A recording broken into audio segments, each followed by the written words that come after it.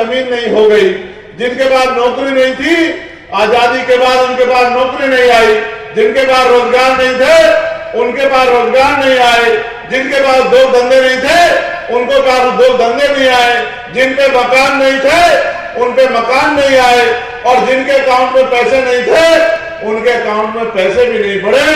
अगर असली आजादी आई तो 26 जनवरी 1950 को जब बाबा साहब अम्बेडकर का संविधान लागू हुआ, वो संविधान जो मानव को एक समान बनाता है, वो संविधान जो आपको मुझे भी वो अवसर और अधिकार देता है जो रानी राजा के बेटे को देता है। तो मैं आपसे ये कहना चाहता हूं कि अभी भी बहुत लंबी लड़ाई है। जहां हमारे महापुरुष छोड़ के गए वहां से बहुत आगे हम नहीं गए हैं। अब तो खतरा और ज्यादा बढ़ गया है, क्योंकि जो सरकारें सत्ता में काबिज हैं वो आपके और आपके बच्चों के अधिकारों को दिन रात लूटने काम कर रही है। जब एक तरफ आपके अधिकारों को लूटने के लिए बड़ी बड़ी साजिश हो रही है और तमाम तरह षड्यंत्र हो रहे हैं, तो आपको भी जागरूक होना चाहिए। आप सड़कों पे काम करते हैं, आंदोलन करते हैं, मेहनत मजदूरी करते हैं, बड़ी मुश्किल से अपने परिवार को चलाते हैं, ये बहुत जरूरी काम है। लेकिन जब तक आप सत्ता में नहीं आओ, क्योंकि सामाजिक परिवर्तन या किसी भी तरह का परिवर्तन तब तक नहीं हो सकता जब तक शक्ति आपके पास ना हो, और शक्ति भारतीय लोकतांत्रिक व्यवस्था में सत्ता में है, और सत्ता उनकी आती है जिनके ज्यादा एमएलए जीतते हैं। ये तो उपचुनाव है। हमारा प्रयास ये है कि आपकी मजबूत आवाज विधानसभा में जानी चाहिए।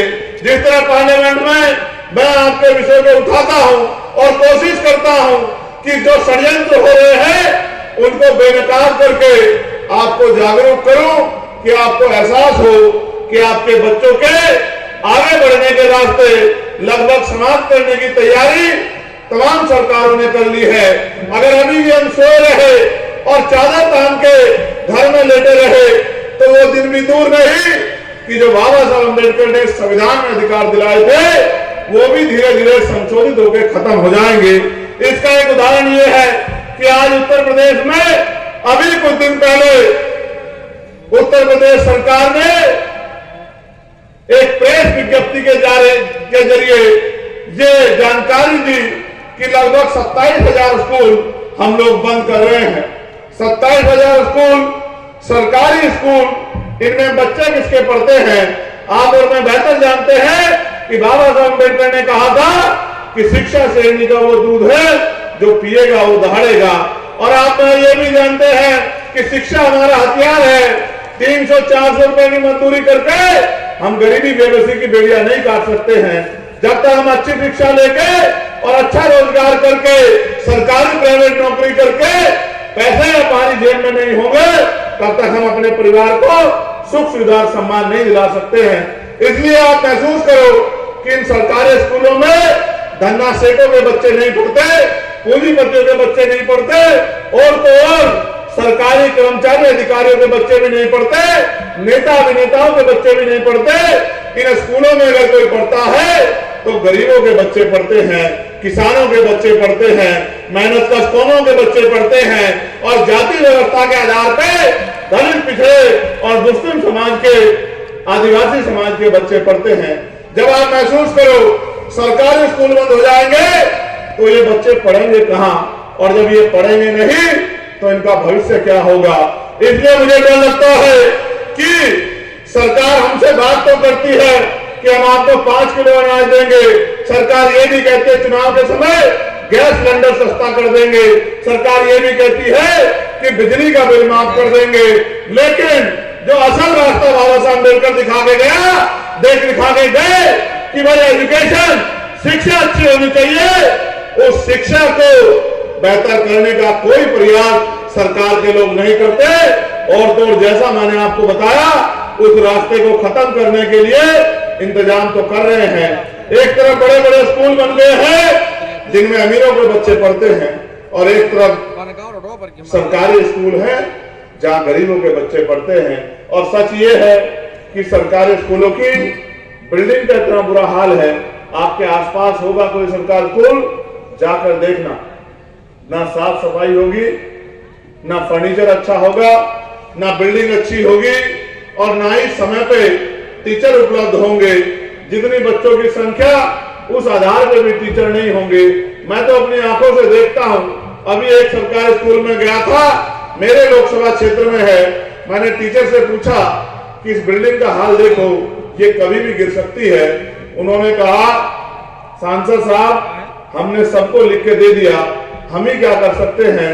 अगर इसको गिरना होगा और जिस तरह के इसके हालात है गिरेगी ही, तो जिस दिन गिरेगी उस दिन गरीब के बच्चों को नुकसान होगा, अमीरों को कोई फर्क नहीं पड़ता और सरकार अमीरों की है।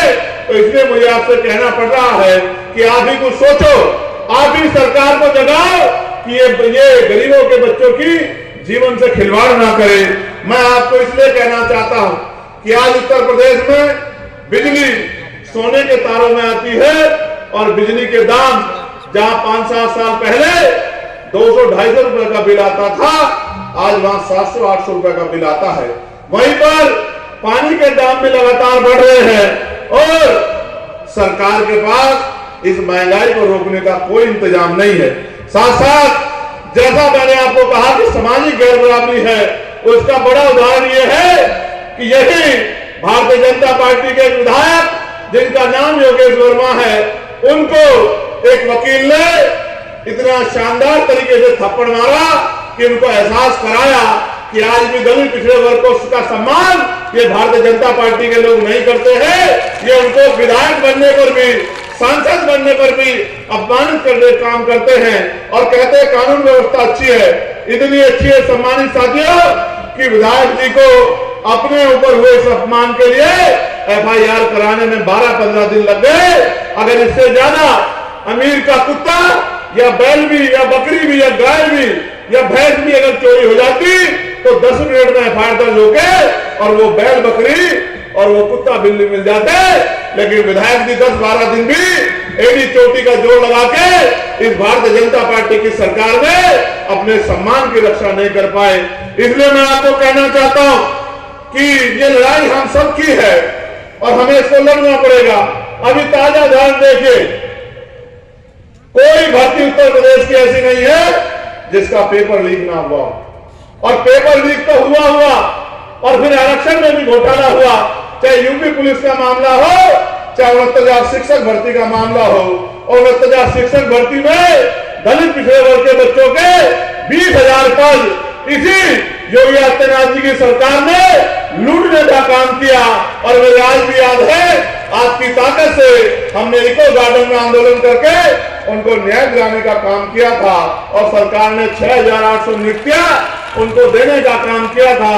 5 दिन हम लोग खुले आसमान में लेते रहे कि हमारे भाइयों को रोजगार मिल जाए। इसलिए हम लोग राजनीति कर रहे हैं कि उनके घरों में रोशनी पैदा हो जाए। लेकिन जब उनको 6,800 नौकरियां मिली तो इन्हीं के लोग कोर्ट चले गए और कोर्ट ने फिर उस पर रोक लगा दी।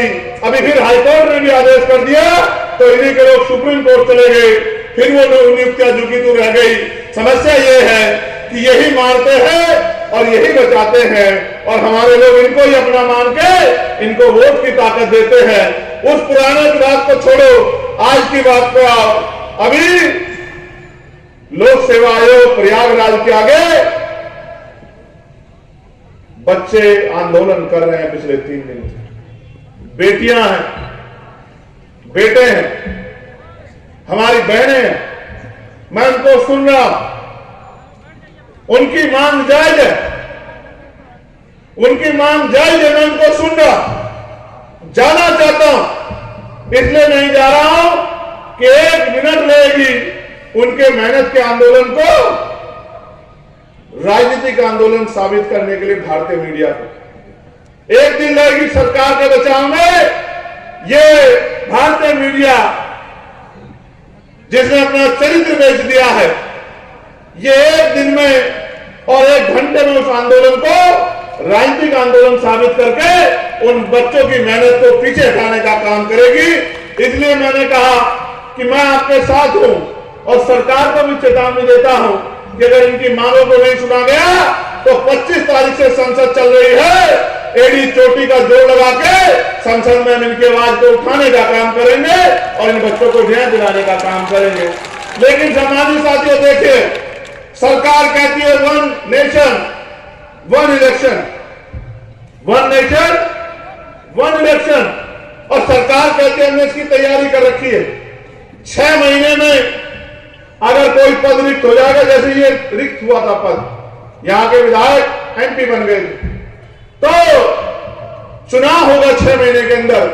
लेकिन अगर सरकारी नियुक्ति पे उपस्थित आदमी रिटायर हो जाए या किसी और कारण से वो रिक्त हो जाए तो रिक्तियां नहीं भरी जाएगी, बैकलॉग नहीं भरा जाएगा।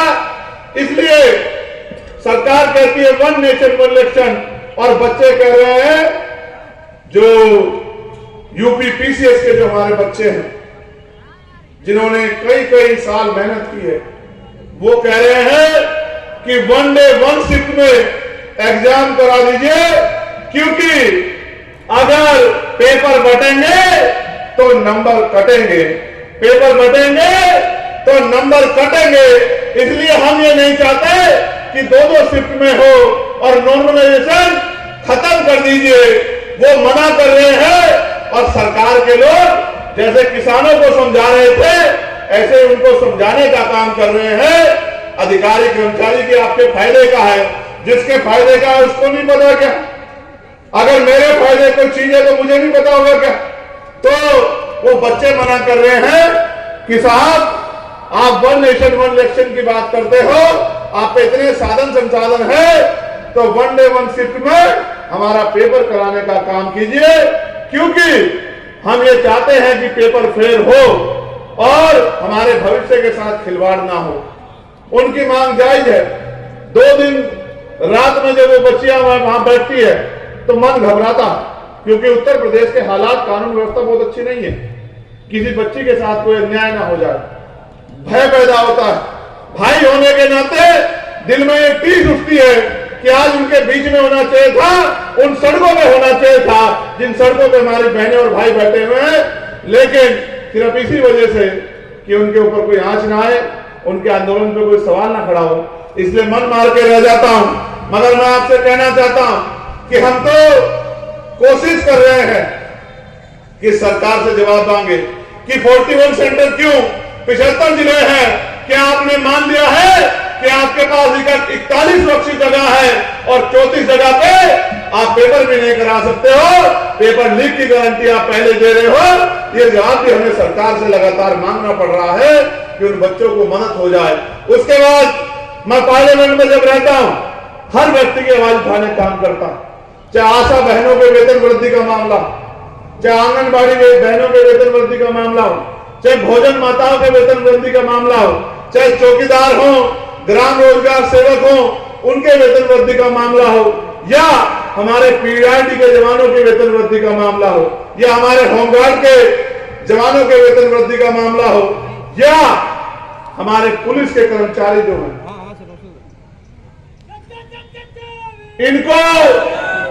इनको जो इंसान नहीं मानती सरकार, 24-24 घंटे, 36-36 घंटे, 40-40 घंटे जो इनसे ड्यूटी करवाती है, इस तरह की ड्यूटी तो जानवर से भी नहीं ली जाती। जानवर के बारे में भी सोचा जाता है, लेकिन पुलिस के भाइयों के बारे में नहीं सोचा जाता। इसलिए मैंने पार्लियामेंट में, और मैं नहीं कहना चाहता, संसदीय मर्यादा है, कुछ बात गुप्त रखनी पड़ती है, लेकिन मैं पुलिस के भाइयों को भी वादा दिलाना चाहता हूं कि हम लोग आपके लिए भी काम कर रहे हैं, और अगले 2 साल के अंदर आप मेरी बात को याद रखना कि मॉडर्नाइजेशन होगा, पुलिस में सुधार होगा, और आपकी 8 घंटे की ड्यूटी हो और सप्ताह में 1 दिन छुट्टी मिले, बॉर्डर स्कीम खत्म हो और वेतन विसंगतियां जो है, जो आपकी वेतन विसंगतियां दूर हो, इसके लिए भी मैं आपको आश्वस्त करने का काम करता हूं कि हम इसकी तैयारी भी कर रहे हैं, इसके लिए भी संघर्ष कर रहे हैं। उसके साथ साथ हम ये चाहते हैं, जैसा मैंने कहा कि परिवर्तन शक्ति से होगा, और शक्ति बाबा साहब अम्बेडकर ने आपकी उंगली में दी है। एक उंगली का बटन दबा के आप अपनी गुलामी की वीडियो को काट सकते हो। जिन दफ्तरों में आज लाइन लगा के जाते हो अपने काम कराने के लिए, कल इस तरह से पॉलिसी बना के वो सरकारी दफ्तर आपके घर पे आके आपके काम होने का काम हो सकता है। इसलिए हमने पार्लियामेंट में बात उठाई कि अगर बदलाव करना है तो एजुकेशन पॉलिसी ऐसी बनाओ कि चाहे प्राइम मिनिस्टर का बेटा हो या चीफ मिनिस्टर का बेटा हो या एमपी का बेटा, मंत्री का बेटा हो या विधायक का बेटा हो या जिला पंचायत अध्यक्ष का बेटा हो, जिला पंचायत सदस्य का बेटा हो, चेयरमैन का बेटा हो, बीडीसी का प्रधान का बेटा हो, चाहे पटवारी, सेक्रेटरी, कानूनगो का, तहसीलदार का, एसडीएम का, एडीएम का, डीएम का, थाने के सिपाही का, दरोगा का, सीओ का, एसपी का, एसएसपी का, डीआईजी का, आईजी का, एडीजी का, प्रमुख सचिव का, चीफ सेक्रेटरी का या डीजीपी का, किसी का बच्चा हो, सबकी पढ़ाई, जिनको सरकारी वेतन मिलता है, जिनको सरकारी सुविधा मिलती है, जिनको सरकारी सुरक्षा मिलती है, चाहे नेता हो या सरकारी सिस्टम से जुड़ा कोई आदमी, सबके बच्चों की पढ़ाई सरकारी स्कूल में होनी चाहिए। और आप ये देखना, जिस दिन ये हुआ तो आप याद रखना कि जब एक कुर्सी पे डीएम का बेटा बैठ के पढ़ेगा और बराबर वाली पे एसपी का और उससे अगली कुर्सी पे मंत्री जी का और उसी में से एक कुर्सी पे मजदूर किसान का बेटा बैठ के पढ़ेगा, तो आप देखना कि बिल्डिंग भी अच्छी होगी, पढ़ाई भी अच्छी होगी और टीचर भी अवेलेबल होगा, फर्नीचर भी अच्छा होगा और गरीबों को गुणवत्तापूर्ण शिक्षा भी मिलेगी और इस शिक्षा का प्रयोग करके गरीब अपनी जिंदगी बदल पाएगा। उसके साथ साथ हेल्थ सिस्टम अच्छा होना चाहिए, क्योंकि मैंने तो अपने पिता को खोया। आप जानते हैं मैंने 16 महीने जेल काटी, मैंने 2 बार तिहाड़ काटी, लेकिन मैंने सबसे बड़ी लड़ाई इस देश के हेल्थ सिस्टम से लड़ी कि जब एक बेटा होकर मैं अपने पिता को उनके प्राणों की रक्षा नहीं कर पाया, क्योंकि इतना महंगा है आज प्राइवेट सेक्टर। प्राइवेट हॉस्पिटल में जाओगे, एक एक दिन का 50-50 हजार रुपए प्राइवेट हॉस्पिटल के लोग लेते हैं। अगर आईसीयू लग जाए, आईसीयू में एडमिट हो जाए तो 20-20 हजार रुपए के तो ऑक्सीजन का बिल आ जाता है। और इतने इंजेक्शन, इतनी दवाइयां, आपको पता भी नहीं दवाई पेशेंट के लग रही है या वापस स्टोर में जा रही है, आपको घुसने भी नहीं देते और 1-1 लाख रुपए का बिल बना के देते।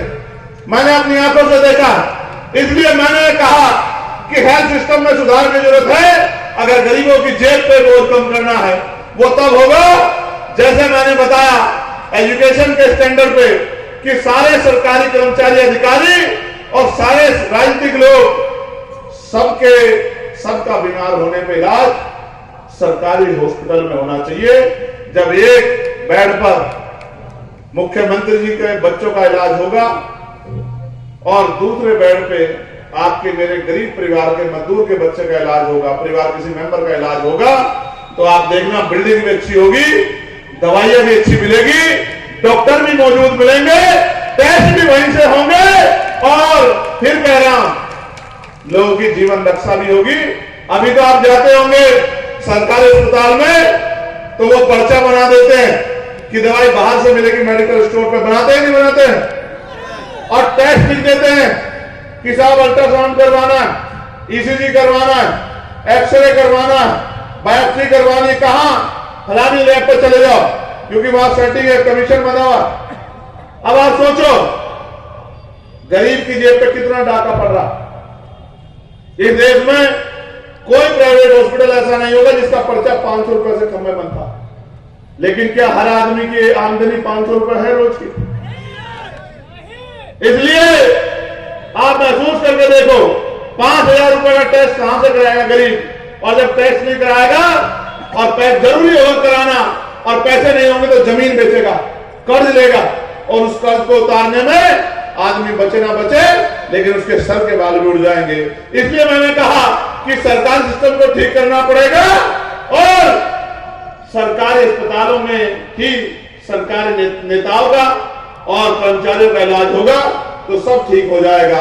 उससे आगे बढ़िए, आप ये बताइए कितने पढ़े लिखे नौजवान यहां बैठे होंगे जो उन्होंने 5-5, 4-4 टेस्ट दे दिए होंगे कि उनको रोजगार मिल जाए, लेकिन सरकारी नौकरियां तो ना के बराबर है। 1,42,000 टीचर की नौकरियां हैं, सरकार नौकरी नहीं भर रही है, स्कूल बंद कर रही है क्योंकि उनमें आरक्षण व्यवस्था है। और अगर 1,42,000 नौकरियां देंगे तो लगभग 70,000 नौकरियां दलित पिछड़े समाज के लोगों पे आएगी। ये दलित पिछड़ा विरोधी सरकार किसी कीमत पे नहीं चाहती कि इनके बच्चों को नौकरी मिले और ये अपने पैरों पे खड़े हो। इसलिए लगातार ये सरकार जनगणना से भागती आई है। और अभी अभी आज मैंने पढ़ा कि जनगणना तो होगी लेकिन धर्म का कॉलम होगा, जाति का कॉलम नहीं होगा। ये क्यों डरते हैं जाति के कॉलम से? ये इसलिए डरते हैं कि जिस दिन आपको पता लग गया, जब नारा मानव काशीराम साहब ने दिया था कि जिसकी इतनी संख्या भारी उसकी उतनी हिस्सेदारी, जिस दिन आपको पता लग गया कि आपकी संख्या कितनी है, इसका उदाहरण सुनो। बिहार में लगभग 90% आबादी दलित पिछड़े आदिवासी और मुस्लिम समाज के लोगों की है। वो जानते हैं कि जिस दिन इनको पता लग गया कि आपकी आबादी इतनी है, आप इतना टैक्स देते हो और आपके हिस्से में मुट्ठी भर पैसा भी नहीं आता, तो फिर ये अपने अधिकार को छीनने के लिए भूखे शेर की तरह दहाड़ने काम करेंगे। अपने क्षेत्र, अपने अधिकार को लेने के लिए सड़कों पे आके आंदोलन करने का काम करेंगे। और उन नेताओं को जिनको मुखौटा बना बना के हमने बिठा रखा है, उन नेताओं के कपड़े फाड़ने का काम करेंगे, उनसे सवाल पूछने का काम करेंगे। इसलिए ये जातिगत जनगणना से भागते हैं। मैं तो कह रहा हूं ये लगातार निजीकरण करके सरकारी नौकरियों खत्म कर रहे हैं। मैं इनसे कह रहा हूं करो सरकारी नौकरी खत्म। जिस दिन ये बहुजन समाज जा गया उस दिन आप देखना निजी क्षेत्रों में आरक्षण लागू होगा। 98% निजी क्षेत्रों में आरक्षण लागू होगा और 98% निजी क्षेत्रों में जितना आरक्षण लागू होगा, एक बच्चा दलित पिछड़ों का बेरोजगार नहीं रहेगा। उद्योग धंधे लगे रोजगार दिलाने का काम हम लोग करेंगे और कुटीर उद्योग लगा के अपनी बहनों माओ को। मैं तो गरीब परिवार से आता हूं, जानता हूं। हमारे यहां आज भी 80% परिवार पशु पालते हैं और पशु इसलिए नहीं पालते कि वो दूध उन्हें अपने बच्चों को पिलाना, इसलिए पालते हैं कि उस दूध को बेच के वो अपना घर चलाने का काम करते हैं। यहां भी बहुत सारी मेरी माएं बहनें बैठी होंगी जो इस तरह से इस काम को करती होंगी। मैं तो एक गरीब परिवार में जन्मा। मेरी माँ खेत से घास लाके दूध बेच के हमें पालती थी, पढ़ाती थी, हमारी जिम्मेदारियों को पूरा करती थी। मैंने देखा किस तरह कमजोर वर्ग की महिलाएं भट्टों पे काम करने जाती, कोयलों पे काम करने जाती हैं, छोटी छोटी कंपनियों पे काम करने जाती, शहर कस्बों में जाके बर्तन साफ करके, मैला उठा के अपने बच्चों को रोटी खिलाने का काम करती हैं। लेकिन इस गूंगी बहरी सरकार को ये नहीं दिखता, ये आंसू हमारे नहीं दिखते इस गूंगी बहरी सरकार को। सरकार चाहे तो हम अरबों खरबों रुपए का माल दूसरे देशों से खरीदते हैं। सरकार चाहे तो यहां कुटीर उद्योग लग के इन्हीं महिलाओं को, जिनके हाथ में जिनको ईंटें उठानी पड़ती है पीठ पे, सर पे, इन्हीं महिलाओं को ट्रेंड करके इनको घर पे रोजगार की व्यवस्था सरकार करा सकती है। लेकिन क्या करें, सरकार के एजेंडे में तो ये है नहीं। इसलिए सरकार जो है जिनसे नोट लेती है उनका काम करती है। और सरकार बड़ी समझदार है, उत्तर प्रदेश की तो उनसे भी ज्यादा समझदार है। ये तो वोट आप सबसे लेती है हिंदुत्व के नाम पे और चुनाव के बाद काम उनका करती है जिनके एजेंडे पे इनकी पार्टी जो है तैयार हुई है, जिस विचार पे इनकी पार्टी तैयार हुई है। इसलिए मैं आपसे कहना चाहता हूं अब आप पे समय नहीं बचा कि आप इंतजार करके बैठ के देखें कि कोई मसीहा आके आपका जीवन बदलेगा।